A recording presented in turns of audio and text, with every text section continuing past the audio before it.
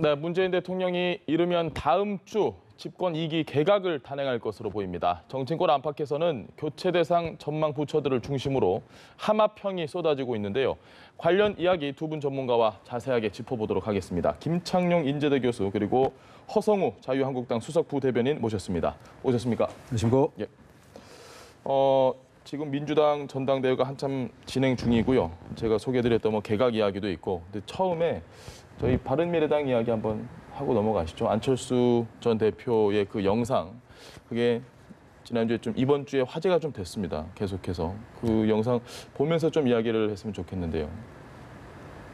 영상이 조금 있다가 나오면 그때 보면서 이야기하시고, 일단 어떠셨습니까? 보셨는데. 저도 그 뉴스를 보면서 안철수 전 대표 그래도 공인 중에 공인인데 네.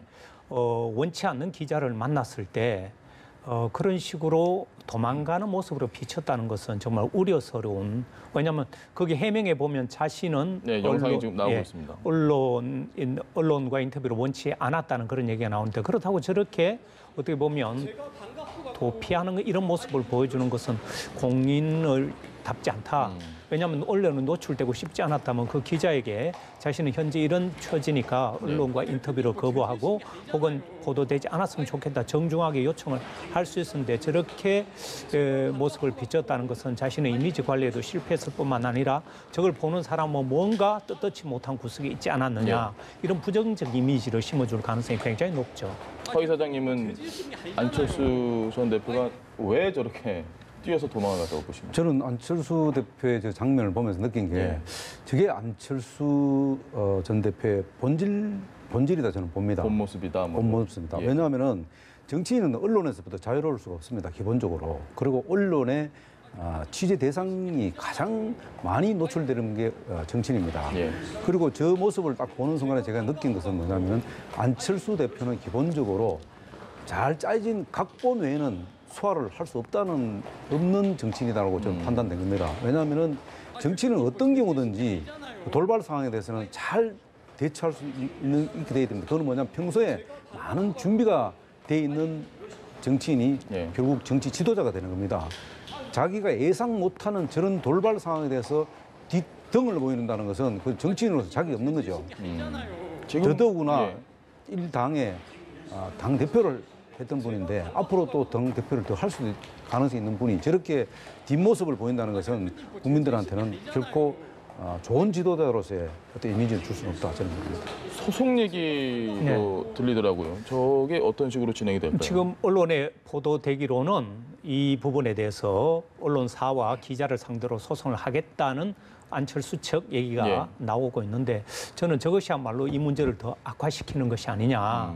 언론은 기본적으로 보도할 의무가 있고 이게 공적으로 가치가 있다고 판단되면 보도하는데, 그것에 대해서 자신이 정치인으로서 해명하거나 충분한 설명을 하면 되지, 저것이 어떤 형태로 자신의 명예나 혹은 자신의 어떤 사생활을 침해했다고 보는지, 소송 자체가 과연 성립될 것인지는 차지하고라도 그것을 언론을 통해서 재갈을 물리려는 시도가 아닌가, 이런 부분에 있어서 저는 도망가는 그 모습도 좋지 않았지만 이것을 다시 소송의 대상으로 삼는다는 것은 오히려 더 큰 문제가 될 수도 있다. 저는 그렇게 판단하고 있습니다. 그리고 기본적으로 안철수 대표가 6.13 지방선거 끝나고 나서 참패를 했지 않습니까? 그리고 독일로 돌아가서 여러 가지 고민을 하고 돌아오겠다고 얘기했기 때문에 많은 언론들은 다 독일에 있는 줄 압니다. 그런데 소문에 의하면 지금 안철수 대표가 독일에 있지 않고 한국에 있으면서 여러 정치인들을 만나고 있다는 정보들 저도 알고 있었거든요. 많이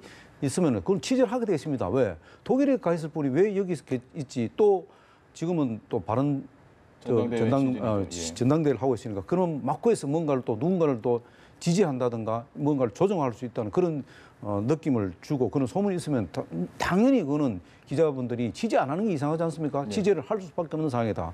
그래서 이런 상황들을 갖고 소송 문제로 언급을 한다는 것은 결코 바람직하지 않다. 저는 그래 봅니다. 알겠습니다. 예, 그래서 저는 지금 이번에 기자가 간 것도 사실은 이미 바른미래 전당대회를 두고 당 후보, 그러니까 대표 후보들 사이에서 안심이라는 이름으로 접촉을 하고 있다는 사실을 기자들이 취재 과정을 통해서 알게 됐기 때문에 그 길 갔고, 그러니까 기자는 어떻게 해서 성실한 그런 취재를 하다가 그걸 알아낸 것이고, 또 이런 부분은 보도할 만한 가치가 있다고 판단해서 어떻게 보면 굉장히 순발력 있게 그 짧은 순간에 동영상을 확보한 예. 것이거든요. 그런데 이런 걸 두고 소송까지 간다는 것은 그야말로 앞으로 정치를 할 사람 입장에서는 이것은 국민들로부터 매우 부정적인 그런 영향을 받을 수 있기 때문에 저는 그것이 과연 소송까지 갈 것이냐 검토만 하고 그치지 않을까 이렇게 봅니다. 알겠습니다. 지금 이 시간에 민주당 전당대회가 한창 이제 뭐 결과가 한 2시간 정도 뒤면 나올 텐데 그렇죠. 민주당 얘기를 하기보다는 문재인 대통령이 축사를 했습니다. 영상으로 메시지를 보냈는데 거기서 우리 경제정책 이 기조 문제 없다. 잘 될 것이다. 수정 전혀 안 하겠다라는 뜻이거든요. 그렇죠. 이 부분에 대해서는 어떻게 생각하십니까? 지금 문제가 좀 많이 나오는 것 같은데. 기본적으로 지금 그 소득주도 성장 정책 예. 그 부분에 대해서는 일단 어쨌든 김영겸 부총리하고 장하성 지금 수석하고 지금 마찰이 있는 것처럼 언론에 지금 보도가 되고 있잖아요. 예. 결국 대통령께서 기본적으로 장하성 수석의 손을 들어주지 않았나. 들어주면서 경제부총리도 같이 이 기조대로 그대로 가야 된다는 것을 강한 메시지로 예. 전달했다. 그래서 두 사람이 조금 불협화음이 있다 하더라도 기본적으로 큰 틀에서 문재인 대통령이 주도하는 소득주도 성장 정책의 틀을 바꾸지 말라는 그런 강력한 메시지 아니겠냐. 예. 왜냐하면 또 장하성 수석 입장에서 볼 때는 지금 후반기에 되면은 이 소득주도 정책 성장의 성과가 가시적으로 나타날 것이다. 그 주된 원인이 뭐냐? 결국 예산을 조기 집행함으로써 예. 그것이 이제 온기가 금년 연말 되면은 전체적으로 퍼질 거다. 이렇게 보는데 김정은 부총리는 실물 경제 입장에서 볼 때는 그건 좀 어려운 상황이다. 왜냐하면 여러 가지 지금 그 노동시장의 어떤 그 어려움이라든가 또 노동 환경들이 지금 별로 좀 좋지 않지 않습니까? 예. 이런 부분들이 결국은 소득주도 성장 정책에 대한 약간 회의랄까? 일단 좀 뭔가 이게 안 맞다는 그런 실물 경제 입장에서 바라보는 거죠. 그러다 보니까 정책을 위반하는 장하성 수석하고 부총리하고 이 마찰이 있을 수밖에 없는 거죠. 그래서 지금 부총리가 지금 뭐 사의를 표명했다 예. 이런 이야기도 있지 않습니까? 했는데 아마 대통령 입장에서는 사의를 받아주기는 쉽지 않을 거지 않겠냐. 그렇기 때문에 왜냐하면은 큰 국정 아젠다 자체가 예. 흔들릴 수가 있기 때문에 좀 어렵더라도 그냥 가려고 하는 그런 모습 아니겠나 봅니다. 알겠습니다. 그 김동연 부총리가 사의를 표명했다는 그 보도는 한국일보에서 나왔는데요. 예. 그거는 여권의 한 인사를 인용해서 오보로 나중에 판명이 났습니다. 청와대에서도 그런 적이 사실 없다고 무근이라, 그러고 예. 사실 무근이라고 그러고 이 부분에 있어서는 사실 무근이라고 나왔기 때문에 그 부분을 인사권자가 그런 부분에 대해서 얘기를 하지 않고 있는데 언론에서 앞서가는 그런 추측성 보도는 있을 수 있지만 예. 이건 아니라고 하니까 그런 부분은 저는 뭐 여기서는 재론할 필요가 없고 다만 예. 지금 경제부총리와 장하성 정책실장 사이에 불협화음 내지 이런 것은 보기에 따라서 있을 수 있지만 큰 틀에서는 큰 차이가 없다. 소득주도 성장 자체가 큰 문제가 있다기보다는 지금 나타나고 있는 각종 경제 지표가 소득 그 분배 지표라든가 이런 것이 양극화가 심화되고 있고 고용 역시 상태가 굉장히 나쁜 이런 부분에 있어서는 언론으로부터 비판받고 야당으로부터도 비판받고 있지만 이 부분은 현 정부가 자초한 측면이 있다. 예. 그래서 저는 이 부분은 어떻게든 검토해서 수정할 건 수정해야 되겠지만 다만 이 경제정책이란 것이 전문가들 얘기를 종합해 보면 당장 주사를 맞는 것처럼 바로 효과가 나타나는 것은 아니기 때문에 적어도 시간을 좀 더 줘야 된다. 이런 주장은 저는 필요하다고 보는데요. 문제는 그 야당에서 이런 비판을 했더라고요. 김성태 원내대표가 소득 주도 성장 한 놈만 팬다. 예. 이런 식으로 표현을 했는데 저는 야당도 이런 어떤 비판할 건 비판을 함으로써 집권당이 좀 더 뭐랄까요 신중하고도 책임 있는 그런 경제 정책을 펴는 데 도움이 된다고 봅니다. 예. 다만 이런 그 의휘는 보면 야당도 넓게 봐서는 국정의 동반자라고 볼 수 있는데 한 놈만 팬다는 식으로 이건 마치 현 정부가 잘못되기만을 바라고 있고 정부가 망하기만 바라고 있는 이런 식의 어떤 표현은 집권 앞으로 수권 정당으로서는 좀 용어를 가려서 야당도 국정 동반자로서 정부에 대해서 비판할 건 비판하지만 또한 대안을 제시하는 그런 식의 용어 선택이 어떨까 이런 생각을 해봅니다. 물론 뭐 김 교수님 말씀도 맞습니다만은 기본적으로 야당에서 뭐 이런 그 지금 경제 문제에 대해서 마치 뭐 발목을 잡는 것처럼 보이지만은 그렇지 않다고 봅니다. 왜냐하면 이 경제 문제는 사실은 여야가 관계없이 굉장히 중요한 부분입니다. 왜냐하면 어떻게 보면은 이 경제 문제가 구분이 달린 문제라고 볼 수 있지 않습니까? 여야가 이게 경제 문제 앞에서 여야가 따로 없지 않습니까? 결국 뭐냐면은 이 현장에 이 얘기를 국회의원들이 제일 많이 듣습니다. 왜냐하면 지역구가 있기 때문에 그 현장 목소리를 듣다 보면은 실물 경제하고 실질 경제하고 그 다음에 우리 체감 경제하고 완전히 또 다릅니다. 그런데 우리 야당 입장에서 볼 때는 이 지금 그 노동 현장이라든가 또 자영업이라든가 이런 데 거의 지금 무너지는 상태입니다. 이것을 다시 추스려서 다시 그 본 궤도로 올리기까지는 상당한 시간이 필요한 겁니다. 그런데 정부에서는 이것을 애둘러서 예산으로 모든 것을 이렇게 막으려고 합니다. 예산으로 이런 부분들 해결하려고 하는데 물론 예산을 조기 집행해서 자영업을 도와주고 또 노동시간을 보완해주고 이런 부분들은 어느 정도는 일정 부분은 있습니다. 그러나 이건 반드시 한계가 있는 정책입니다. 왜냐하면 돈이라는 것은 이게 곳간이라는 것은 한계가 있지 않습니까? 늘 곳간이 곳간에 예산을 갖다 쓰다 하더라도 예산이 늘 쌓여 있으면은 그건 문제없는데 예산이라는 건 항상 재화라는 건 제한되어 있습니다. 이 제한된 재화를 갖고 앞으로 우리 경제를 전반적으로 살려야 되는데 이런 부분에 대해서 굉장히 우리 경제가 더 나아질 거라는 전망이 많지 않다는 겁니다. 그 예로 지금 여론조사를 보면은 그 문재인 대통령이 지금 저로 여론조사가 나오고 있지 않습니까? 55%, 50% 지지율이 나오는 그 중에서 상당 부분을 차지하는 부분이 여론조사 내용상으로 보면은 경제 문제입니다. 왜냐하면은 먹고 사는 문제는 여야가 따로 없습니다. 그리고 야당에서 그래도 가장 경제 문제에 대해서 가장 국민들이 피부를 얻기는 이 경제 문제에 대해서는 야당이 주도적으로 해줘야만이 교수님께서 말씀하신 대로 그것을 여당을 견제하고 또 청와대를 견제하면서 뭔가 잘못된 부분을 야당이 견제할 수 있어야지 그래야지 국정이 올바르게 간다고 봅니다. 그렇기 때문에 김성태 원내대표가 조금 과하지만은 어쨌든 경제 문제가 매우 중요하기 때문에 그런 표현을 썼다고 저는 봅니다. 네, 그래서 저는 이 경제 문제와 안보 문제 이런 것은 여야가 따로 없다는데 저는 인식을 같이 합니다. 그리고 예를 들면 경제를 올 연말까지나 내년 2기까지 제대로 살리지 못한 가장 큰 타격을 받는 것이 바로 집권당이고 문재인 정부가 될 것입니다. 그래서 어떤 방법을 통해서라도 실물 경제를 살리기 위해서 전적으로 이제 저는 총력을 다할 것이라고 보는데 절대적인 시간이 필요하다. 그런 관점에서 야당도 좀 동반자로서 힘을 좀 실어줬으면 좋겠다 이런 얘기를 드리는 겁니다. 알겠습니다.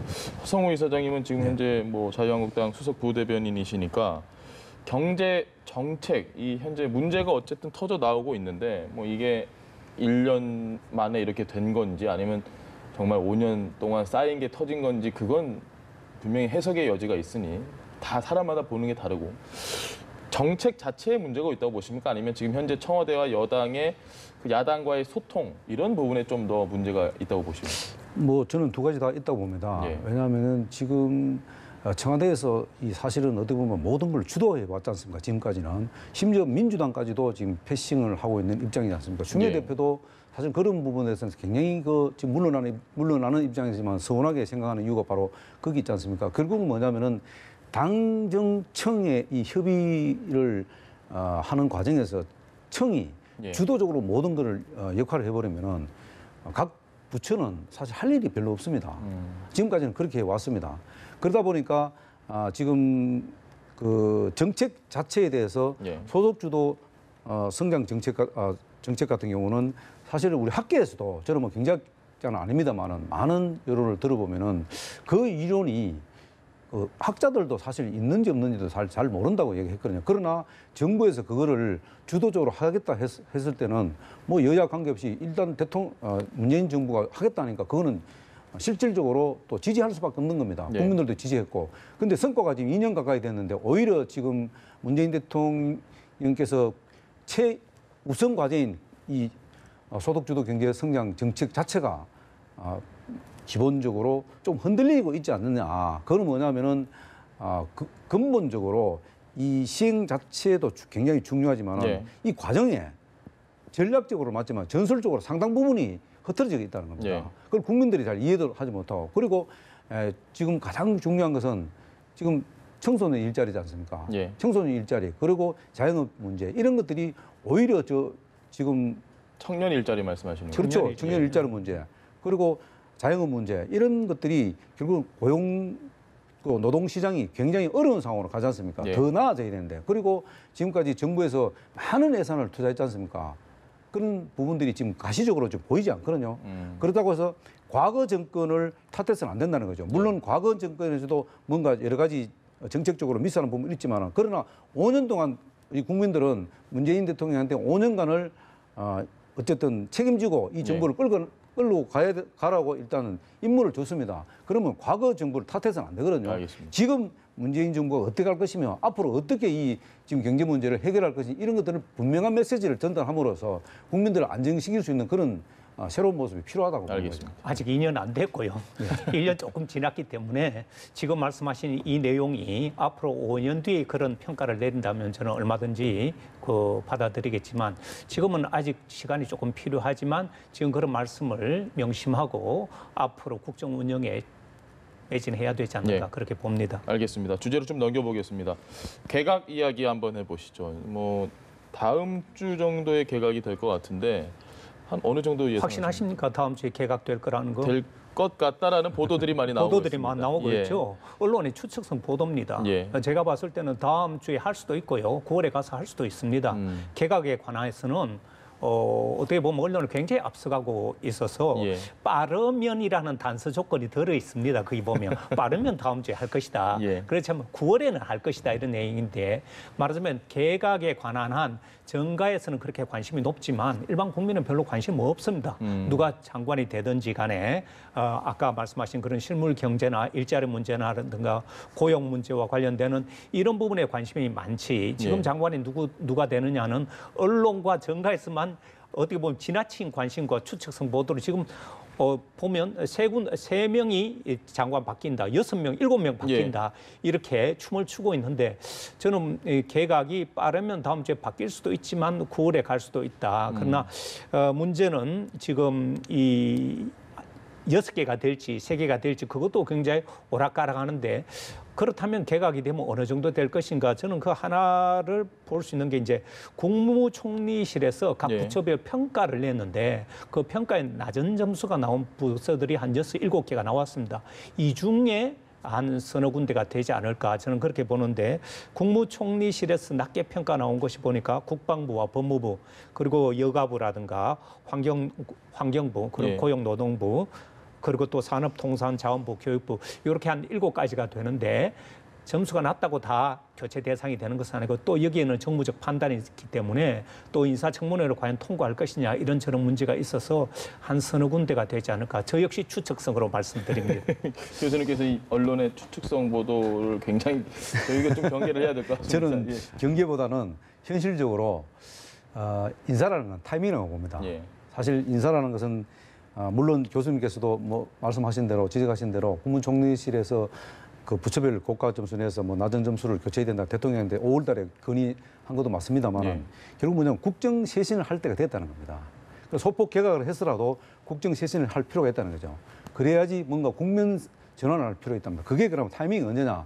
주로 제가 볼 때는 9월 정기국회가 시작 전에 발표를 하고 9월 정기국회가 시작되면서 인사청문회 들어가야 된다고 봅니다. 예. 왜냐하면 인사청문회가 사실 이게 또 간단한 문제가 아니지 않습니까? 왜냐하면 9월에 인사청문회 발목을 그러니까 너무 늦게 중간에 잡히게 되면은 못합니다. 결국 내년으로 넘어갈 수밖에 없습니다. 왜냐하면 예산 문제가 있기 때문에 그럴 때는 잘 하지 않는데 만약에 한다면은 결국은 8월 말에 그 개각을 할 수밖에 없는 상황이 오지 않겠나. 그렇게 해야지 좀 국정을 쇄신하면서 뭔가 네. 새로운 모습을 제2기 내각을 완성을 해서 뭔가 국정을 쇄신하는 모습을 보이는 게 문재인 정부한테도 도움 되지 않겠나 그래 봅니다.